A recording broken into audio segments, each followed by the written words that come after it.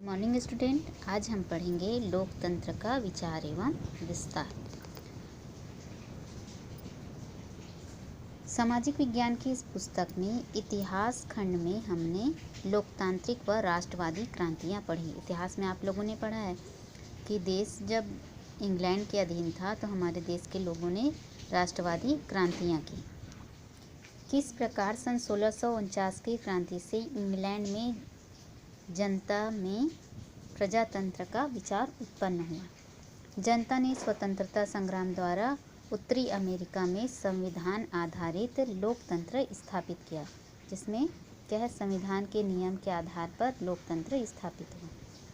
जनता के द्वारा ही फ्रांस की राज्य क्रांति से स्वतंत्रता, समानता और बंधुत्व आधारित लोकतंत्र का विचार यूरोप में प्रसारित हुआ। फ्रांस से ही लोकतंत्र दक्षिण अमेरिका महाद्वीप में विस्तार प्राप्त की। इन बदलावों में राजाओं के शासन को हटाने तथा उनके स्थान पर जनता के द्वारा चुने गए प्रतिनिधियों का शासन स्थापित करने के लिए प्रयास किया गया। लोकतंत्र यानी जनता द्वारा स्थापित शासन है। आप पढ़ोगे इस पाठ में। आप लीबिया और म्यांमार में निरंकुश सैन्य तंत्र के विरुद्ध लोकतंत्र के लिए संघर्ष का उदाहरण पढ़ोगे। इसमें भारत के बारे में ना पढ़कर लीबिया व म्यांमार देश के बारे में पढ़ेंगे।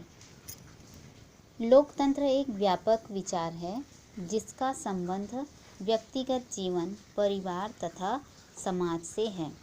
लोकतंत्र की चर्चा एक शासन प्रणाली के रूप में भी होती है। इस अध्याय में हम यह जानने की कोशिश करेंगे कि लोकतंत्र में जनता की भागीदारी किस तरह होती है। जो लोकतंत्र स्थापित करते हैं, लोकतंत्र की व्यवस्था को बनाए रखने के लिए जो आम जनता है उसकी क्या भागीदारी होती है। ये लीबिया की कहानी है जिसके बारे में आप लोग पढ़ोगे। लीबिया अफ्रीका महाद्वीप के उत्तर दिशा में स्थित एक निर्धन देश था। निर्धन मतलब गरीब देश है। कहाँ स्थित है? अफ्रीका महाद्वीप में, जिस पर इटली ने अपना उपनिवेश स्थापित किया था। इटली ने क्या किया? इस लीबिया को अपना उपनिवेश बना लिया था।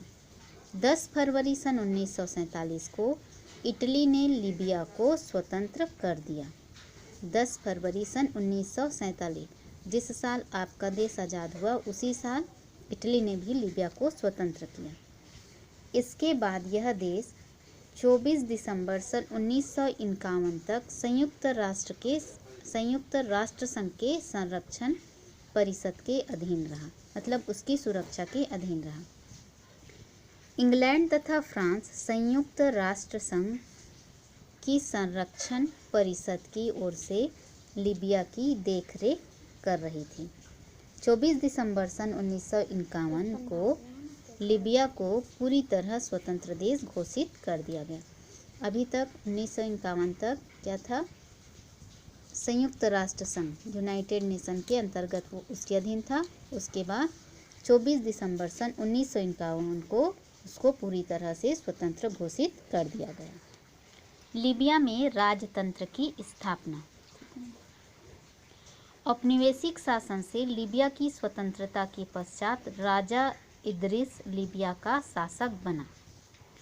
औपनिवेशिक शासन जो है वो समाप्त हुआ। उसके बाद क्या हुआ? राजा इदरीस, ये राजा का नाम है इदरीस, वो क्या है? लीबिया का शासक बना।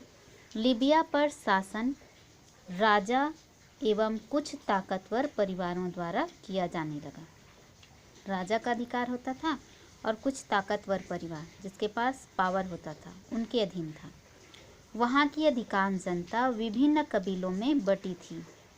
लोग कृषि एवं पशुपालन के कार्य करते थे। लोगों का कबीले के मुखियाओं का प्रभाव था। जो लोग थे वहाँ के कबीलों में, तो जो कबीले के मुखिया होते थे, आप लोगों ने फिल्मों में देखा होगा कबीला, तो उसके जो मुखिया होते थे उसका मुख्य प्रभाव होता था।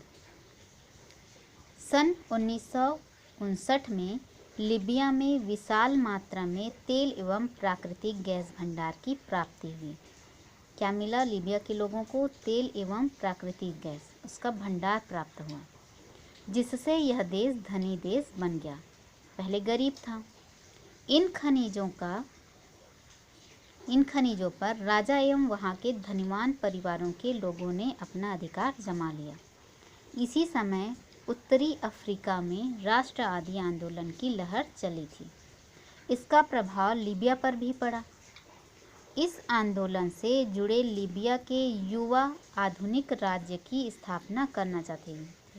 जो युवा वर्ग थे वो आधुनिक राज्य की स्थापना करना चाहते थे, जहां जनता की भलाई हो एवं शोषक तत्वों की, जो शोषण करते हैं ना, उसको कहा गया शोषक तत्वों से उनको मुक्ति मिले। शोषक तत्व कौन हुए? जो अमीर वर्ग थे, धनवान परिवार, वो ये लोग महिलाओं पर हो रहे अत्याचारों व कबीलों के युद्धों को रोककर देश में एकता और शांति लाना चाहते थे। उनका मानना था, उनका मतलब युवा वर्ग का मानना था कि पेट्रोलियम से होने वाली आय का लाभ सभी नागरिकों को मिले। पेट्रोलियम मतलब जो लोगों को वहाँ तेल एवं प्राकृतिक गैस का भंडार मिला था, उसका लाभ जो देश के सभी लोग हैं, सभी नागरिकों को इसका लाभ मिले। कर्नल मुअफ्फर गद्दाफी द्वारा सैनिक तख्ता पलट। कर्नल मुअफ्फर गद्दाफी लीबिया की सेना का एक प्रमुख शक्तिशाली अधिकारी था। सन 1969 में गद्दाफी तथा उसके 70 युवा सैनिक, जो गद्दाफी है इसके युवा सैनिक, जो उसके दल के थे, 70 युवा सैनिक अफसरों ने लीबिया की सत्ता को अपने नियंत्रण में ले लिया, अपने अधिकार में ले लिया। जो राजा और धनवान परिवार के अधिकार में था, उसको अपने नियंत्रण में ले लिया। उन्होंने आंदोलन के संगठन का नाम भी फ्री ऑफिसर्स मूवमेंट रखा। राजा इदरिस गद्दी छोड़कर भाग गए और लीबिया में राजतंत्र की समाप्ति हुई और देश को सोशलिस्ट लीबियन अरब रिपब्लिक घोषित किया गया। सेना ने इसका पूरी तरह से समर्थन किया। यह आंदोलन क्रांतिकारी नियंत्रण परिषद के नेतृत्व में चला गया। इसमें सेना के 12 सदस्य थे। इसके संगठन ने लीबिया को आधुनिक समानतावादी देश बनाने की घोषणा की। इसके मुख्य कौन अधिकारी थे?